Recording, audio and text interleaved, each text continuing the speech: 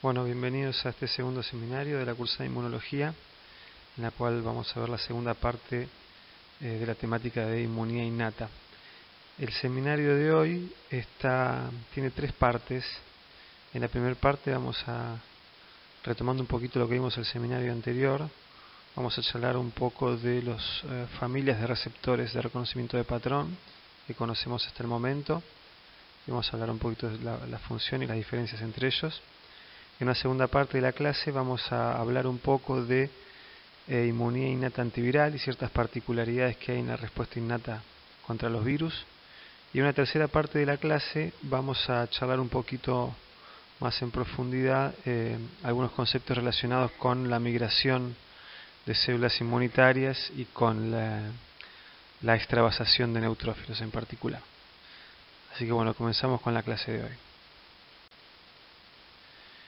En primer lugar, retomando un poquito los conceptos que charlamos el seminario anterior, recordemos que cuando los microorganismos ingresan a nuestro cuerpo, el sistema inmune es capaz de reconocerlos con un conjunto de receptores que llamamos receptores de reconocimiento de patrón. Estos receptores de reconocimiento de patrón están en distintos tipos celulares, principalmente en células inmunitarias, pero también en células que no son inmunitarias. Y estos receptores permiten la activación de la respuesta inmune innata, la generación del foco inflamatorio que vimos en la clase pasada y el reclutamiento de mecanismos efectores de otras células y moléculas que tienen que ver con la erradicación de ese microorganismo que está produciendo la infección. Entonces lo que vamos a charlar un poquito ahora son las distintas familias o los distintos tipos de receptores de reconocimiento de patrón que conocemos hasta el momento y cuáles son sus funciones principales. Como pueden ver en la diapositiva, hay 5 familias principales de receptores de reconocimiento de patrón. En primer lugar, hablemos de los receptores de tipo TOL, también llamados Toll-like receptors. Estos fueron los primeros receptores de reconocimiento de patrón descubiertos. Están presentes en la membrana plasmática de diferentes tipos celulares y también en la membrana de endosomas. Son receptores que están en las membranas pero que no son endocíticos, reconocen su ligando y lo que hacen es disparar la activación celular que redunda en diferentes funciones de acuerdo a cuál sea la célula que está reconociendo al microorganismo con ese receptor de tipo TOL. Principalmente lo que promueve es la secreción de citoquinas, quimoquinas, en algunos casos de interferones de tipo 1 y otras funciones celulares. En segundo lugar, mencionemos a los receptores de la familia de las lectinas tipo C. Los receptores de esta familia son receptores que están presentes principalmente en la membrana plasmática de células. También existen algunos casos de receptores de esta familia que son proteínas solubles que están presentes en diferentes fluidos biológicos. Este tipo de receptores tiene la particularidad de que reconocen azúcares, carbohidratos presentes en los microorganismos. Algunos ejemplos son motivos de manosa ramificada, algunos motivos fucosilados o los beta-glucanos. La mayoría de estos receptores, o todos estos receptores, median la endocitosis del ligando que reconocen y median diferentes tipos de respuestas celulares. En algunos casos hay algunos receptores de lectina tipo C que pueden disparar la activación celular y secreción de citoquinas, otros modulan la secreción de citoquinas que fue disparada por receptores de tipo TOL. En fin, pero son receptores principalmente endocíticos que en algunos casos también pueden mediar la activación de las células. Por otro lado tenemos la familia de los receptores de tipo NOD o Node-like receptors. Son receptores que, a diferencia de los otros que mencionamos hasta ahora, están presentes en el citosol celular, reconocen PAMs y DAMs de diverso tipo, como péptidos-glicanos, flagelina, ATP, cristales de urato monosódico. Y este tipo de receptores promueven la activación celular cuando reconocen sus ligandos e inducen la secreción de citoquinas proinflamatorias. Particularmente es importante en este caso la generación de interleuquina 1 y interleuquina 18 con la activación de lo que llamamos el inflamosoma, de lo que vamos a charlar en las siguientes diapositivas. Luego está la familia de los receptores de tipo AIM. Este tipo de receptores son receptores que reconocen ADN, están presentes en el citosol de las células y promueven la secreción de interleuquina 1 e interferones de tipo 1 luego de reconocer a su ligando. En forma similar, una familia similar a la familia AIM es la familia de los receptores tipo RIG o RIG-like receptors. Estos receptores también están en el citosol, pero en vez de reconocer a ADN como reconocen la familia AIM, reconocen ARN. Este tipo de receptores promueve principalmente la secreción de interferones de tipo 1, son muy importantes en la inmunidad antiviral, como vamos a ver en la clase de hoy. Y además en algunos tipos celulares inducen la secreción de citoquinas proinflamatorias. Bien. En esta diapositiva podemos ver algunos ejemplos de receptores de tipo TOL, presentes tanto en la membrana celular como en la membrana plasmática como en la membrana endosomal. Como ustedes pueden ver, en la membrana plasmática tenemos a los receptores TOL tipo 2, 1, 6, 5 y 4. Los receptores TOL están en la membrana plasmática formando heterodímeros con otras moléculas que pueden ser otros receptores tipo TOL. Por ejemplo, el receptor TOL2 se acopla con el receptor TOL1, también con el receptor TOL6. En el caso de TOL4 se encuentra complejado con la molécula CD14 que participa también en la activación celular generada por el receptor tipo TOL4. Y luego que estos complejos, estos receptores reconocen a sus ligandos, disparan una cascada de señalización, del cual no hacemos hincapié en esta cursada, que culmina en la síntesis de citoquinas proinflamatorias típicamente y quimoquinas. En el endosoma, como ustedes pueden ver, tenemos otros receptores de tipo TOL. Tenemos a los receptores de TOL tipo 9, TOL3 y TOL7. Estos receptores comparten la particularidad de que todos son receptores que reconocen ácidos nucleicos. Luego de reconocer los ácidos nucleicos, estos receptores también disparan la secreción de citoquinas y quimoquinas, pero típicamente tienen más capacidad que los receptores de membrana para inducir las secreciones de interferones de tipo 1, lo cual está relacionado con la respuesta o está muy relacionado con la respuesta inmune innata antiviral. En esta diapositiva pueden ver algunos ejemplos de receptores de lectinas tipo C, como Dicisain y lectina 1. Y en esta diapositiva pueden observar los receptores citosólicos, que son los receptores de la familia NOD, los de la familia AIM y los de la familia RIG. En esta diapositiva están detectando sus ligandos y lo que hacen es inducir, como comentamos antes, la producción de interferones de tipo 1 y citoquinas proinflamatorias. Algunos receptores de reconocimiento de patrón ejercen sus funciones en el medio extracelular. Son proteínas secretadas que se encuentran en diferentes fluidos corporales. Entre ellos encontramos la colectina, de las cuales se destaca la proteína de unión amanosa o MBL, una proteína de fase aguda capaz de activar el complemento por la vía de las lectinas, y los surfactantes pulmonares SPA y SPD.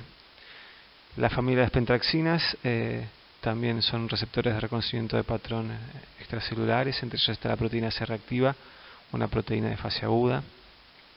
Y luego está la familia de las ficolinas LIH, las ficolinas LIH presentes en el ser humano. Todos estos receptores secretados que se encuentran en diferentes fluidos corporales se unen a hidratos de carbono presentes en microorganismos, y lo que hacen es activar el complemento e inducir la fagocitosis de sus ligandos. Bueno, ahora nos vamos a detener un poquito para charlar sobre los receptores tipo NOD, algunas particularidades de estos receptores. Estos receptores, algunos receptores tipo NOD, en forma similar a lo que hacen los receptores de la familia TOL, por ejemplo, inducen la secreción de citoquinas proinflamatorias activando el factor de transcripción NF-κB. Sin embargo, estos receptores NOD, algunos otros receptores de la familia NOD, por ejemplo el NLRP3, induce la formación de un complejo catalítico llamado inflamosoma, cuya función es la de activar a las prointerleuquinas 1 y a la prointerleuquina 18, citoquinas proinflamatorias que deben ser activadas mediante el clivaje antes de su secreción, y participan también en procesos de muerte celular inflamatoria como la piroptosis. Bien, en esta diapositiva vamos a esquematizar un poquito cómo funciona, cómo ocurre la activación de la interleuquina 1 dentro de las células y su secreción, en la cual participan los receptores de la familia de tipo NOD. En primer lugar, esta célula que está esquematizada en la diapositiva es estimulada por el EPS, el cual es reconocido por el receptor TOL4. Esto estimula la producción de un conjunto de citoquinas proinflamatorias, entre las cuales está la prointerleuquina 1. La prointerleuquina 1 aparece en el citosol de esta célula, es una proteína inactiva que no tiene actividad inflamatoria, y para que adquiera actividad inflamatoria debe ser partida o clivada en su forma activa. En paralelo a esto, aparece un ligando NOD dentro de esta célula, que es reconocido por receptores de tipo NOD, y esos receptores de tipo NOD se activan y forman un complejo con la procaspasa 1 y con la proteína ASC o ASC, y forman este complejo tan particular con forma de rueda que llamamos inflamosoma. El inflamosoma contiene a la caspasa 1 activa, y la caspasa 1 activa es capaz de tomar a la prointerleuquina 1 y clivarla, partirla en interleuquina 1 activa. Esta citoquina luego es secretada de la célula y genera la respuesta inflamatoria.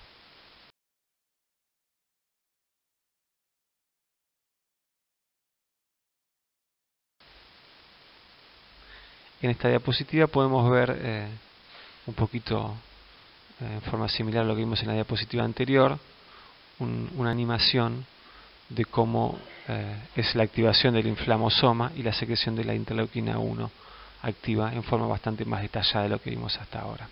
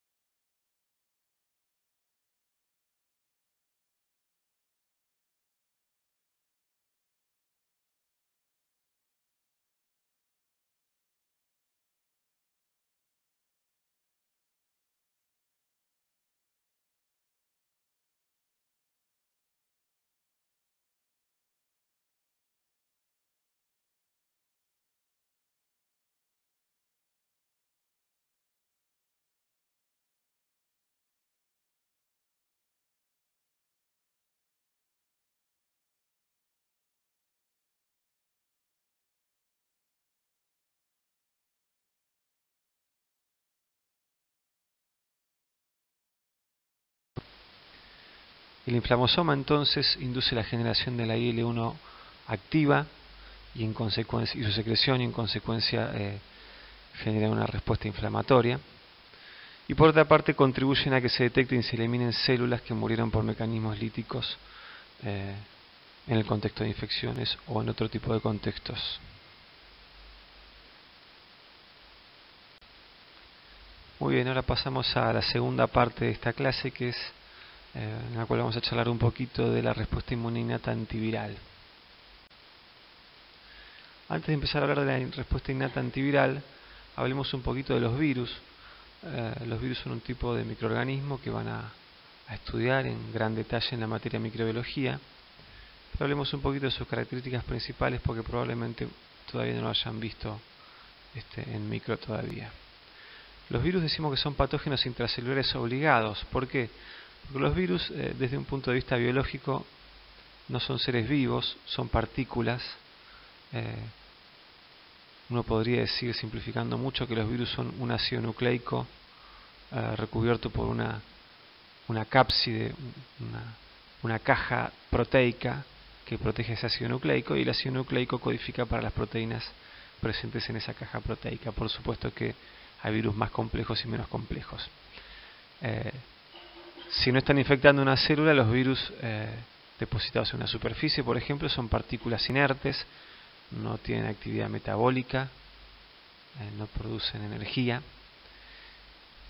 Pero si estas partículas contactan con la célula adecuada, se ponen en contacto con la célula adecuada, por ejemplo, luego de que una persona que tiene una infección viral en su tracto respiratorio, por ejemplo, estornuda, partículas virales inertes presentes en esas gotitas en las secreciones respiratorias llegan al tracto respiratorio de otro individuo que inhala esas gotitas, esos virus podrán contactar con células del epitelio respiratorio, y esos virus, si tienen proteínas que interactúan con receptores celulares de las células epiteliales respiratorias, podrán unirse a la superficie de esas células y luego entrar dentro de esas células, como se ve en la diapositiva. Entonces la primera etapa de una infección viral es la penetración.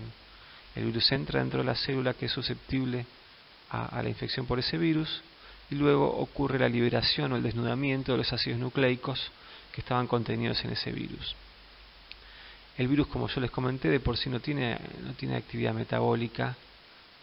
Entonces lo que hacen los virus es utilizar la maquinaria biosintética y energética de la célula para producir nuevas partículas virales. Entonces, a partir de ese genoma que se denudó, se generan proteínas virales, se replica ese genoma, y de las proteínas virales y los genomas virales que replican dentro de la célula blanco, se ensamblan y luego brotan o se liberan de esa célula infectada nuevas partículas virales que pueden infectar nuevas células. Así es el ciclo de vida o un esquema del ciclo de replicación de un virus. Entonces, por eso los virus sí o sí tienen que replicar dentro de células, porque necesitan de su maquinaria biosintética y necesitan de la energía de las células para poder generar nuevas partículas virales. Bien, veamos en esta diapositiva tenemos un resumen o un esquema de cuáles son los mecanismos más relevantes en la erradicación de infecciones virales. Como pueden ver, en este gráfico está esquematizado en amarillo los días, la cantidad de virus dentro de un individuo, en los diversos días que ocurren luego de la infección, y están esquematizados en diversos colores el momento en el cual se activan diferentes efectores de la respuesta inmune que son los más relevantes en la erradicación de los virus. En primer lugar, como pueden ver, aparecen unas citoquinas antivirales que se llaman interferones alfa y beta o interferones de tipo 1. Eso ocurre en forma muy rápida. Luego, el mecanismo relevante temprano, que viene luego de los interferones de tipo 1, son las células NK. Son células que lo que hacen es eliminar, destruir células infectadas por virus. Los interferones, como les comentaba antes, son citoquinas antivirales y median un estado de resistencia a la replicación viral que vamos a comentar en las siguientes diapositivas. Y más tarde aparecen los efectores antivirales de la respuesta inmune adaptativa, los linfocitos T citotóxicos y los anticuerpos. Estos mecanismos los vamos a charlar en los seminarios 4, 5 y 6. Estos mecanismos terminan erradicando la infección viral.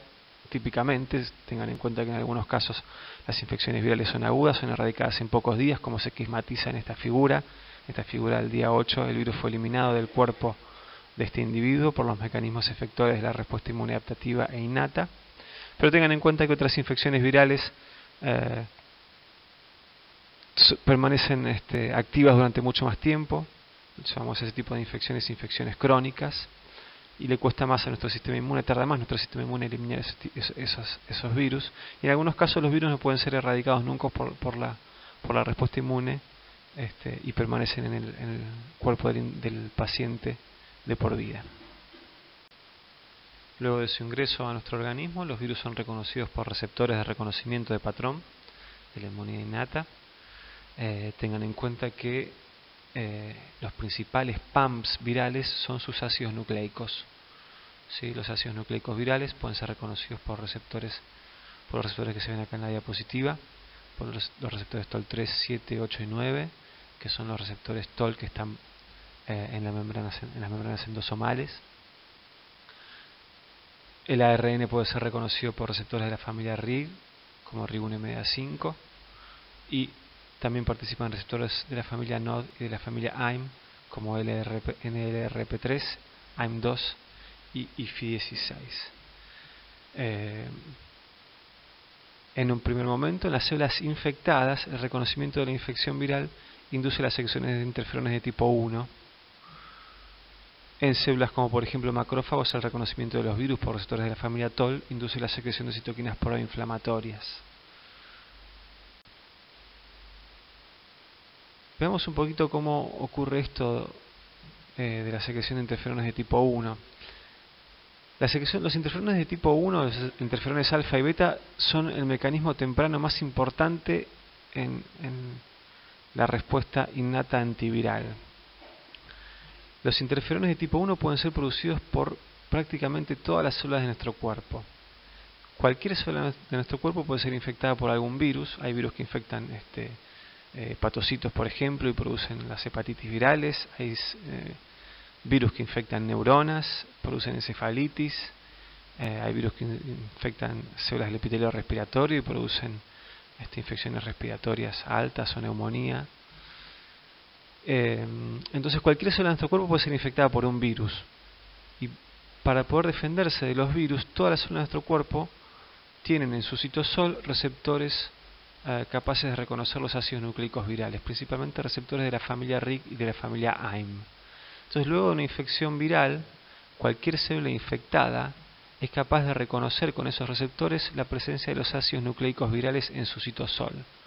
La activación de estos receptores induce la producción y la secreción de interferones de tipo 1.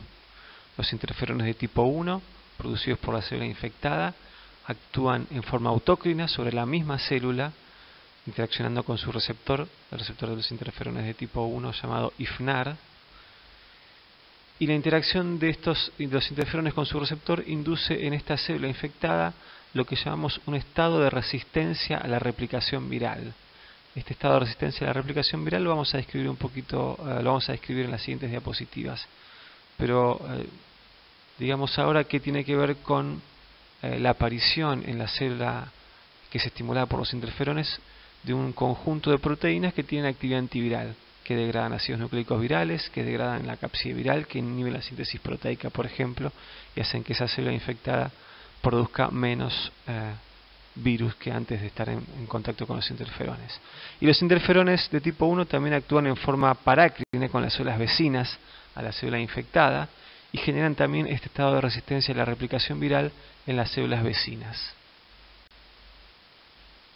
Bien, como comentamos en la diapositiva anterior, las células infectadas, luego de reconocer los ácidos nucleicos virales por receptores citosólicos principalmente, secretan interferones de tipo 1 y generan ese estado de resistencia a la replicación viral, pero también en el tejido infectado por virus se genera una respuesta inflamatoria, por ejemplo por la activación de macrófagos que reconocen estos virus por receptores de la familia TOL y secretan citoquinas proinflamatorias, y se empiezan a extravasar en estos tejidos infectados por virus unas células muy particulares que se llaman células dendríticas plasmacitoides.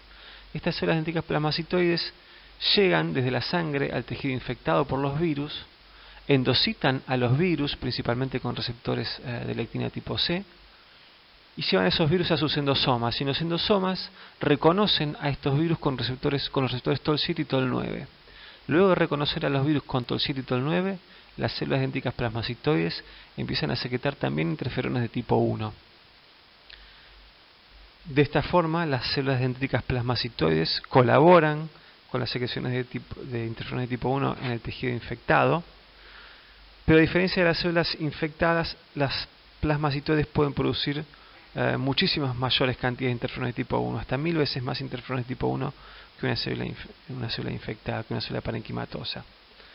Entonces esta es la función principal de estas células, como les comenté, es llegar al tejido, reconocer a los virus con TOL7 y TOL9 y secretar interferones de tipo 1 en gran cantidad. Digamos dos o tres cositas de estas células dendríticas plasmacitoides. Como les comenté, son relevantes en las infecciones virales. En la sangre son un conjunto una fracción muy pequeña de las células de los leucocitos de la sangre. Fíjense, entre el 0,2 y el 0,8 de las células mononucleares de sangre periférica. Los principales receptores para reconocer los virus son TOL7 y TOL9, y tienen esta capacidad tan extraordinaria de producir interferones de tipo 1. También se extravasan en órganos linfoides secundarios, en ganglios linfáticos, y producen interferones de tipo 1 también en esos tejidos. Entonces los interferones de tipo 1 son una citoquina muy importante en la respuesta antiviral. Es el mecanismo efector más temprano que tiene nuestro cuerpo, secretado por las células infectadas y por las células dendríticas plasmacitoides. Y los interferones más importantes son los interferones alfa y beta.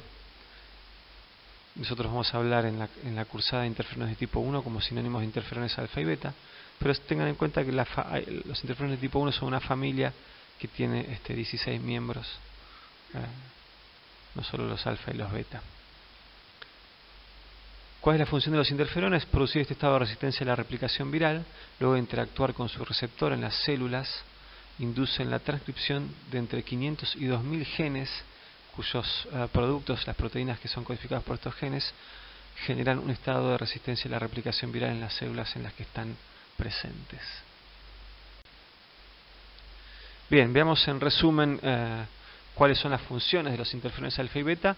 En primer lugar, inducir la transcripción de estos factores de respuesta al interferón, estas proteínas antivirales que aparecen en las células estimuladas por los interferones a través de su receptor IFNAR. Además, los interferones de tipo 1 activan a otro mecanismo efector muy importante en la respuesta antiviral, que son las células NK. También promueven la respuesta inmune adaptativa antiviral, induciendo la expresión de moléculas de histocompatibilidad de clase 1 en las células que estimulan. Vamos a ver en los próximos seminarios que eso es muy relevante para la actividad de los linfocitos TCD8 citotóxicos, y además favorecen el desarrollo de la memoria de linfocitos T. Como comentamos anteriormente, una de las funciones, tal vez la función principal de los interferones de tipo 1, es la de generar en las células con las cuales interactúa un estado de resistencia a la replicación viral. ¿Qué significa esto de un estado de resistencia a la replicación viral? Significa que luego de que una célula es estimulada por los interferones de tipo 1, esa célula comienza a transcribir un conjunto de genes que codifican para proteínas que tienen actividad antiviral. A esos genes se los llama genes estimulados por el interferón, y acá tenemos en esta diapositiva 4 ejemplos de proteínas codificadas por esos genes que tienen actividad antiviral. En primer lugar vemos a la proteína quinasa R, una proteína que aparece en el citosol de las células estimuladas por interferón. Esta proteína quinasa R, en presencia de ARN viral, se transforma en la PKR activa, y lo que hace la PKR activa es fosforilar al factor de elongación 2, y de esta forma se inhibe la traducción, o sea que se inhibe la síntesis proteica, y de esta forma se detiene la producción de proteínas de la cápside viral, por ejemplo. Por otro lado, otra de las enzimas que participan en este proceso de resistencia y la replicación viral es la enzima OAS, que al igual que la proteína quinasa R se activa en el citosol en presencia de ARN viral. La OAS activa lo que hace es activar a otra enzima que se llama RNasa L, y esta RNasa L lo que hace es degradar ARN viral. El ARN viral está presente en una célula infectada y es un componente viral que tiene que ser sintetizado para que el virus pueda generar su progenie. Otra proteína es la proteína ADAR. ADAR lo que hace es editar el ARN, genera mutaciones en el ARN que se encuentra en el citosol de esa célula. De esta forma genera alteraciones en las proteínas virales, lo cual altera su función y dificulta de esa forma la replicación viral. Y otro conjunto de proteínas que aparecen luego de algunas células estimuladas por el interferón son las GTPasas de la familia MX. Estas GTPasas interrumpen la replicación viral interactuando con proteínas de la cápside y alterando el correcto ensamblado de los viriones dentro de la célula infectada. Estos que mencionamos son solamente 4 ejemplos de proteínas que aparecen luego de que una célula es estimulada por los interferones. Tengan en cuenta que pueden ser son más de 300 los genes estimulados por el interferón. O sea, hay muchísimas proteínas actuando de esta forma, inhibiendo la síntesis, la replicación viral dentro de una célula estimulada por los interferones. La presencia de este conjunto enorme de proteínas antivirales es lo que genera en un tejido ese estado de resistencia a la replicación viral.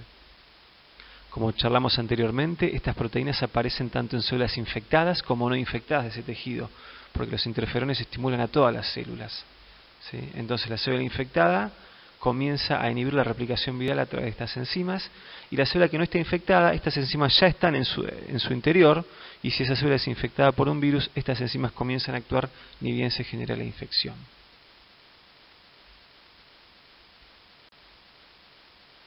Bien, ahora vamos a seguir con otra de las funciones de los interferones de tipo 1, que es el incremento en la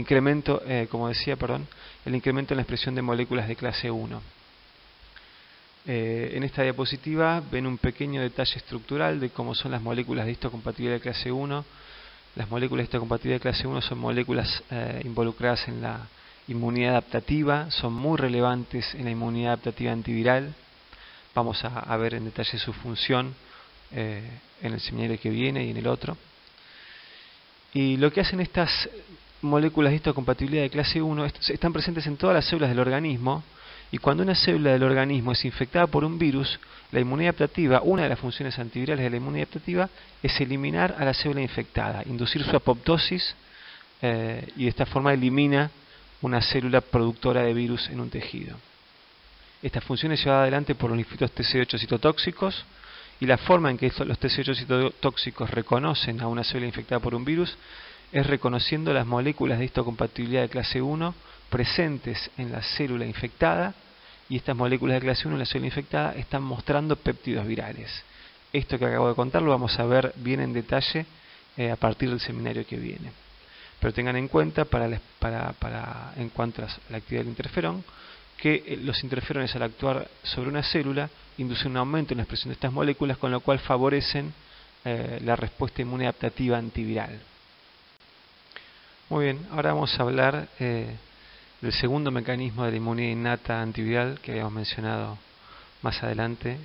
Habíamos dicho que íbamos a charlar de 2 mecanismos de la inmunidad innata antiviral, uno los interferones, el segundo las células NK o células natural killer. Las células natural killer son células que morfológicamente son indistinguibles de los linfocitos en un frotis. O sea, cuando uno pide un hemograma dentro del número que viene informado como linfocitos, en realidad el 10% más o menos de esas células son células NK en realidad, no son linfocitos.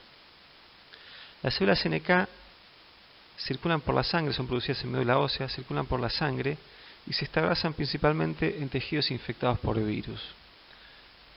la función principal de las células NK es extravasarse en estos tejidos infectados por virus, reconocer a las células infectadas y eliminarlas induciendo su apoptosis. De ahí viene su nombre de células natural killer o asesinas naturales. Su función es principalmente antiviral, si bien ahora vamos a charlar que también están involucradas en la defensa contra otros tipos de microorganismos, pero fíjense, en la diapositiva se pueden ver los escasos casos que han sido descritos en la bibliografía de pacientes que tenían deficiencias absolutas o deficiencias funcionales de células NK. Al ser pacientes que no tienen células NK o que sus células NK no funcionan, nos resulta ilustrativo para ver cuál es el defecto que tienen en su respuesta inmune. Ahí tienen 6 casos en cada uno de los tipos de deficiencias y los microorganismos que infectaron a esos pacientes. Como pueden ver, la gran mayoría de esos microorganismos son virus. BZM es el virus varicela zoster, el CMV es el citomegalovirus y el HCV es el virus herpes simplex.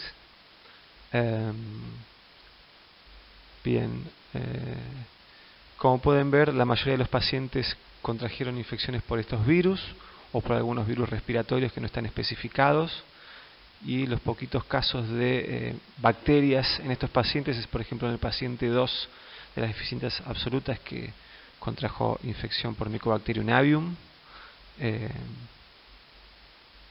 y nada más. El resto fueron todas infecciones virales. Esto nos permite ilustrar que evidentemente la función principal de las células NK es la de mediar la inmunidad antiviral. Bien, sin embargo, no es la única función que cumplen las células NK.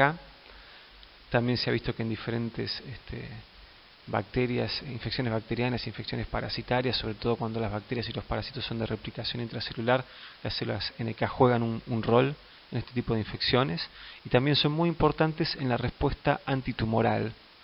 Vamos a ver en un teórico que el sistema inmune también hace frente a los tumores y elimina células tumorales, y las NK son muy importantes en este sentido. ¿Cómo hacen las células NK para reconocer que una célula está infectada y la tienen que matar, o que una célula es tumoral y la tiene que matar? Bien, el mecanismo de reconocimiento que utilizan las células NK es un poquito complejo, y lo que hacen las NK básicamente es expresan en su membrana una gran cantidad de receptores que interaccionan con receptores de las células blancos o las target de las NK. La NK se pega membrana con la célula que está intentando reconocer y que va a decidir si tiene que eliminar o no. Estos receptores interaccionan con sus ligandos y este conjunto de receptores dispara señales activadoras e inhibitorias. La NK lo que hace es censar un balance de la activación y de la inhibición que inducen estos receptores. Si la activación es predominante, la NK mata a la célula que tiene enfrente, y si la inhibición es predominante, la NK no mata a la célula que tiene enfrente. ¿Cómo se logra este balance? Digamos, bueno, algunos de los receptores que tiene la NK en su membrana son receptores activadores y otros receptores son receptores inhibitorios. Si se activan muchos receptores activadores, predomina la señal activadora. Si se activan muchos receptores inhibitores, predomina la inhibición. O sea, este balance de interacción receptor-ligando es lo que induce, lo que hace tomar la decisión a la NK si tiene que matar o no matar. Entonces, retomando un poquito este concepto, en esta diapositiva podemos ver en el esquema de arriba que cuando una célula NK, que está esquematizada en color rojo, con receptores activadores en color verde y receptores inhibidores en color rojo o en color naranja, cuando se enfrenta a una célula y no se une a una célula, no hay interacción de ningún receptor, la célula NK no elimina a esa célula.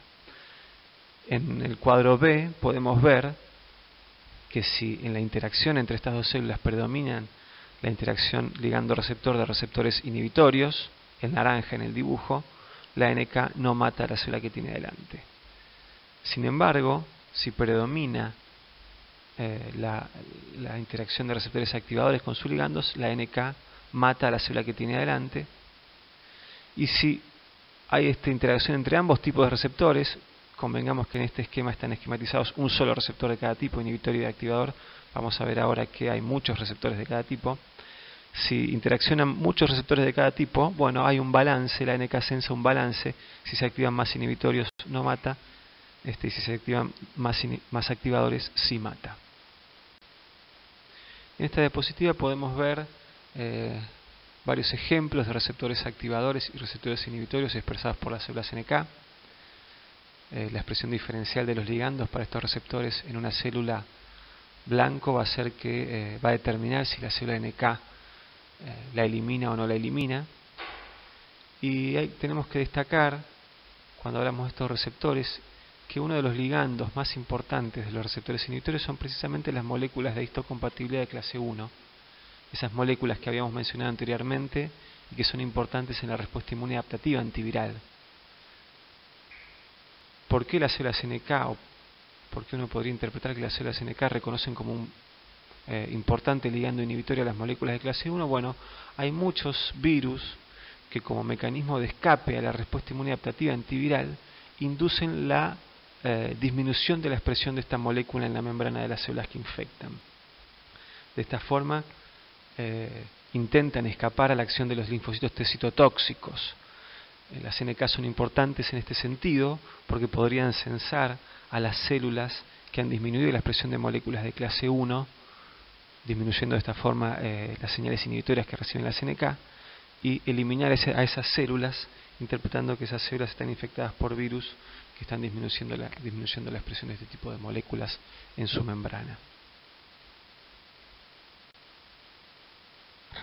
Muy bien, y sepan que las células NK además tienen otra forma de reconocer a las células que tienen que matar o no matar. Y esta forma depende del reconocimiento por anticuerpos. ¿Qué son los anticuerpos? Lo vamos a ver un poquito, son un elemento de la inmunidad adaptativa, los anticuerpos, lo vamos a ver en los seminarios que siguen, pero sepan que en algunos casos, sobre todo en las infecciones virales, las células infectadas por virus expresan proteínas virales en la membrana, y si se generan anticuerpos capaces de reconocer, por parte de la inmunidad adaptativa, capaces de reconocer estas proteínas virales, como ocurre en el primer dibujo de esta diapositiva, las células NK pueden reconocer que una célula está opsonizada por anticuerpos a través de un receptor que se llama CD16 o receptor para el fragmento Fc de la inmunoglobulina G de tipo 3, y luego de reconocer a una célula opsonizada por anticuerpos, la célula NK, esto genera una señal activadora muy fuerte en la célula NK, y típicamente la célula que está opsonizada por anticuerpos, por más que exprese un montón de ligandos de receptores inhibitorios, esto de todas formas la NK mata a esa célula porque la señal activadora del CD16 es muy potente. Entonces este tipo de reconocimiento a través de anticuerpos que están opsonizando a la célula infectada por virus lo llamamos citotoxicidad celular dependiente de anticuerpos, o mejor dicho, es una forma de citotoxicidad celular dependiente de anticuerpos. Vamos a ver otras formas de esta actividad de los anticuerpos cuando hablemos de anticuerpos, pero tengan en cuenta que la NK mata por citotoxicidad celular dependiente de anticuerpos, reconociendo a una célula infectada y opsonizada.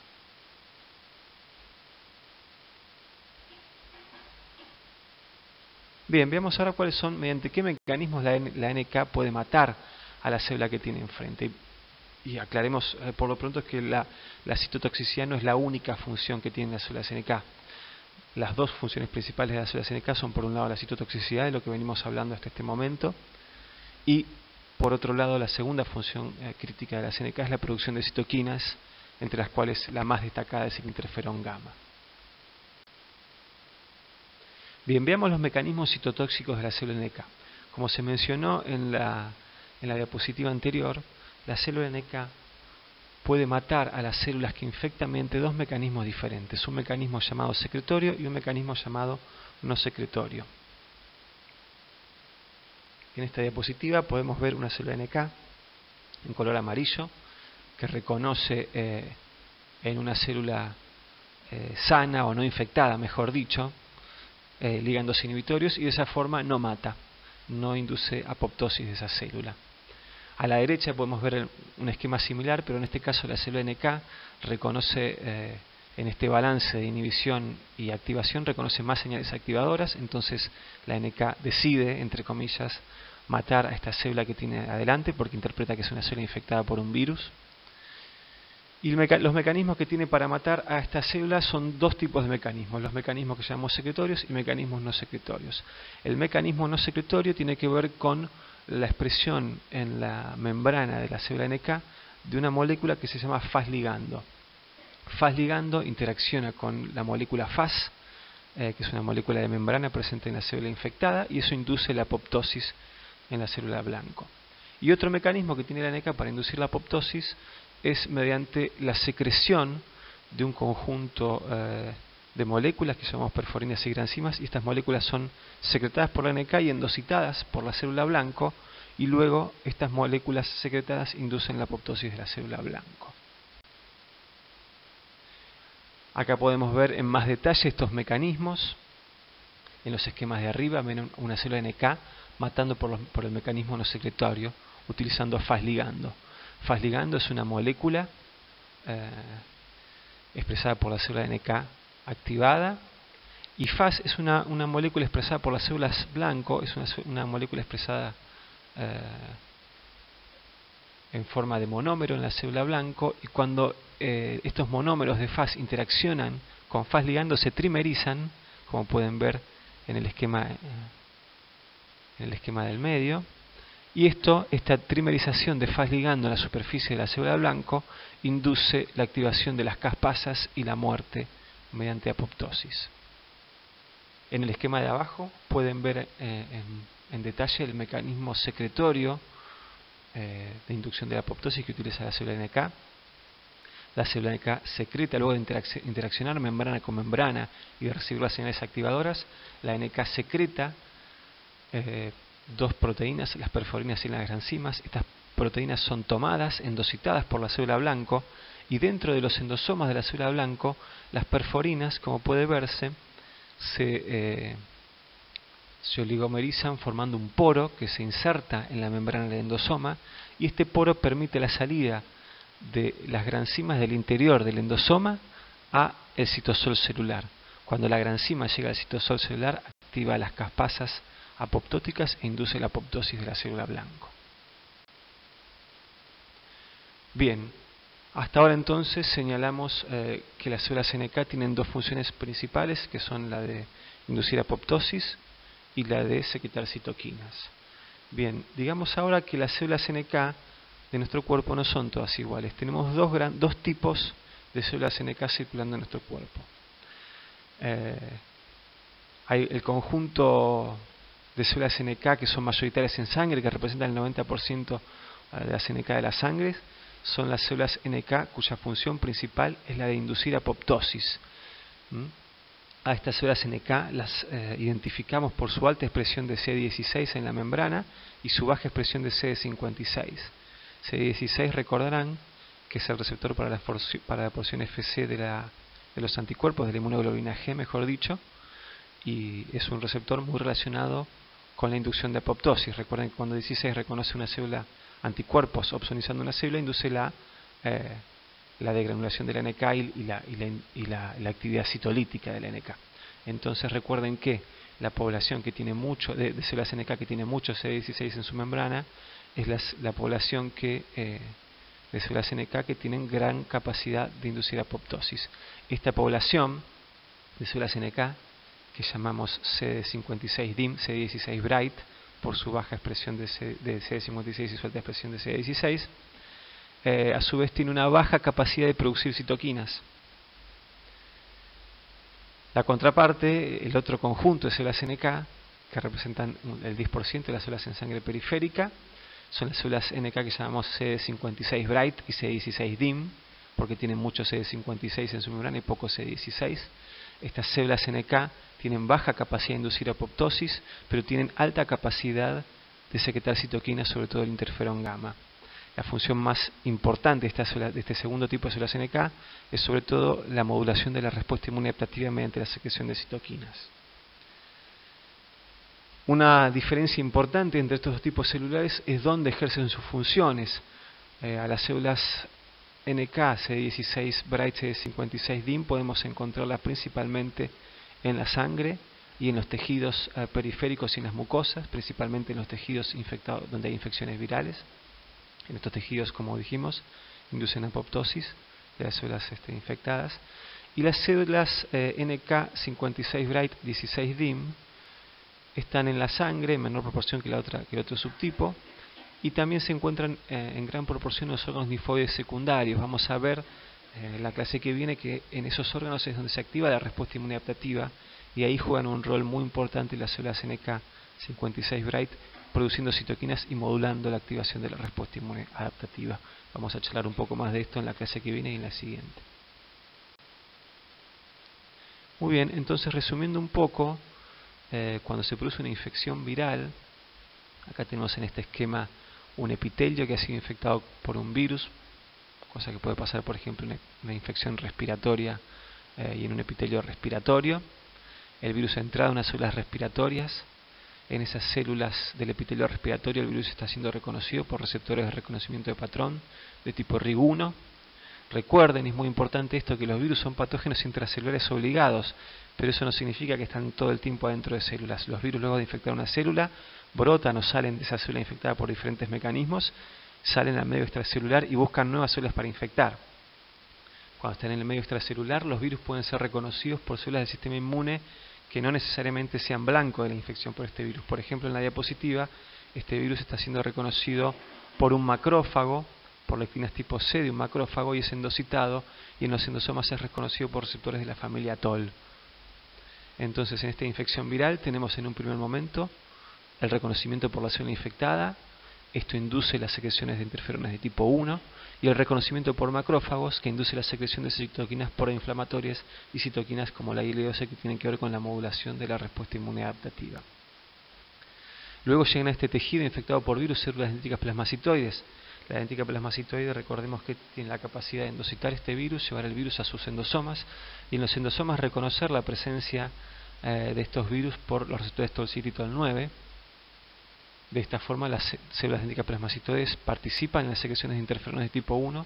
Recordemos que estas células secretan muchísimo más cantidades de interferones de tipo 1 que las células infectadas.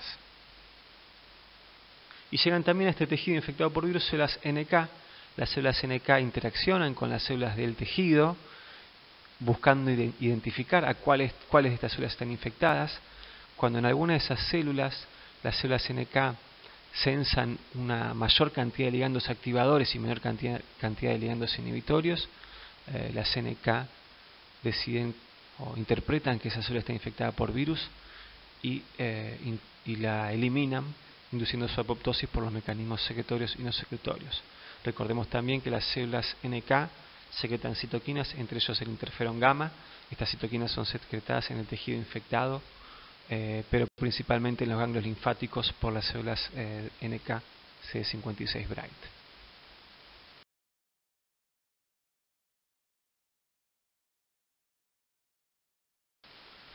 Muy bien, hemos llegado entonces a la tercera parte de esta clase, que es en la cual vamos a charlar sobre los mecanismos de extravasación leucocitaria. O sea, vamos a hablar de los mecanismos mediante los cuales los leucocitos que están en la sangre salen de la sangre y se extravasan en un tejido. Esto ocurre en el transcurso de la respuesta inmune en diversos momentos y en diversos mecanismos y con diversas células. Vamos a ver algún ejemplo ahora en este seminario. Pero bueno, la migración de los diferentes leucocitos en el contexto de la respuesta inmune lo vamos a ir viendo a medida que vamos desarrollando la respuesta inmune en los diferentes seminarios. Acá vamos a ver algunos conceptos generales de este mecanismo.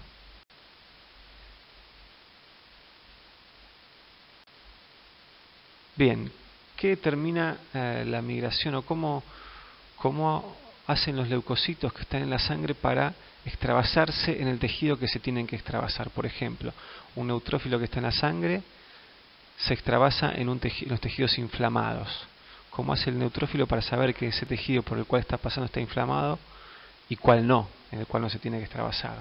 O por ejemplo, los linfocitos vírgenes se extravasan en los ganglios linfáticos. ¿Cómo hace un linfocito virgen para saber que, cuando va por la sangre, para saber qué está pasando en ese momento por un ganglio linfático y se tiene que extravasar ahí? Bueno, eso es lo que vamos a ver en brevemente en estas diapositivas. Básicamente lo que reconocen estas células son un patrón son la expresión de moléculas de adhesión en el endotelio y el patrón de expresión de quimoquinas en ese endotelio. Esas moléculas de adhesión y esas quimoquinas presentes en el endotelio le permiten a un leucocito saber, entre comillas, o entender que se tiene que extravasar en ese tejido. Veamos un poquito cómo funciona esto. En esta diapositiva podemos observar el conjunto de familias de moléculas de adhesión que participan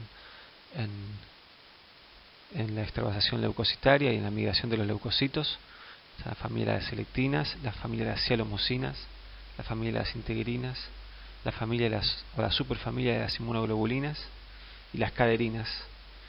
Como se puede observar en el esquema, las moléculas pertenecientes a estas diferentes familias se pueden interaccionar entre moléculas de la misma familia en interacciones que llamamos homofílicas, o pueden interaccionar moléculas de una familia con moléculas de otra familia en interacciones que llamamos heterofílicas. En el caso de las integrinas tenemos que destacar que estas moléculas pueden tener una distinta afinidad por sus ligandos de acuerdo a su estado de activación. ¿Qué significa esto?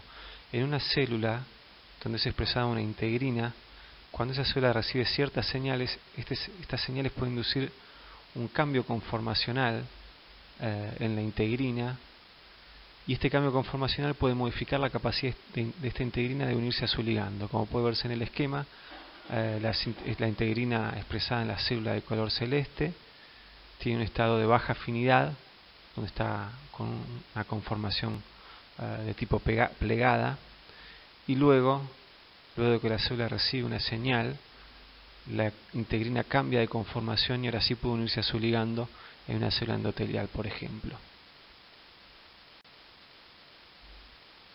Bien, el otro tipo de moléculas que participa en la migración de los leucocitos son las quimoquinas y los quimiotractantes en general. Los quimiotractantes son moléculas que inducen la migración de leucocitos en favor de un gradiente de afinidad. O sea, los leucocitos pueden darse cuenta hacia qué dirección está la mayor concentración de un quimiotractante y migrar en esa dirección.